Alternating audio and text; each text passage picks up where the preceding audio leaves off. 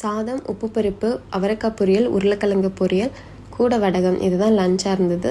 காக்காவுக்கு சாதம் வச்சுட்டு நாங்களும் சாப்பிட்டோம். நாங்கள் சாப்பிட்டதுக்கப்புறம் அச்சுக்கு வந்து ஆப்பிள் ரெடி பண்ணிகிட்டு இருந்தேன். நான் ரெடி பண்ண ஸ்டார்ட் பண்ணேன். திக்ஷி வந்து நான் பண்ணுறேன்னு சொன்னால், ஸோ அவளே ரெடி பண்ணி அச்சுக்கும் கொடுத்துட்டா. ஃபெபி ஸ்பைக்குக்கு வந்து ஃபுட்டு வச்சுருந்தோம். அவங்க சாப்பிடல. அவங்க ரொம்ப ஃபீல் பண்ணிகிட்டு இருந்தாங்க. அக்கா ஊரில் இல்லைன்னு சொல்லிட்டு. அவங்க இருந்தாங்கன்னு எடுத்து கொஞ்சுவாங்க. ஸோ அவங்க இல்லைன்னு அவங்கள ரொம்ப மிஸ் பண்ணாங்க அவங்க 2 பேரும். அக்கா ஊரில் இல்லை அப்படின்னா இவங்க 2 பேரும் இப்படி தான் பண்ணுவாங்க. சாப்பிட்டதுக்கப்புறம் நானும் திக்ஷியும் கொஞ்ச நேரம் வந்து ரீல்ஸ்லாம் பார்த்துட்டு இருந்தோம். நித்துனுக்கு வந்து மண்டே எக்ஸாம் இருந்தது. ஸோ அவன் வந்து படிச்சுட்டு இருந்தான்.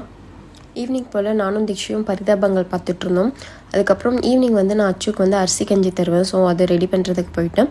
ரெடி பண்ணிவிட்டு கொடுக்கும்போது இப்படி தான் வந்துட்டு ஸ்பைக்கும் ஃபெபியும் வந்து உட்காந்துருந்தாங்க அச்சு பக்கத்தில். நான் என்ன பண்ணுறேன்ட்டு பார்த்துட்டு இருந்தாங்க. திக்ஷி வந்து பேன் கேக் செஞ்சு தரேன்னு சொன்னோம். ஸோ அவளே வந்து பேன் கேக் செஞ்சு எனக்கு கொடுத்தா. நித்துன் வந்து படித்து முடிச்சதுக்கப்புறம் கொஞ்ச நேரம் அச்சு கூட விளையாடிட்டு இருந்தான்.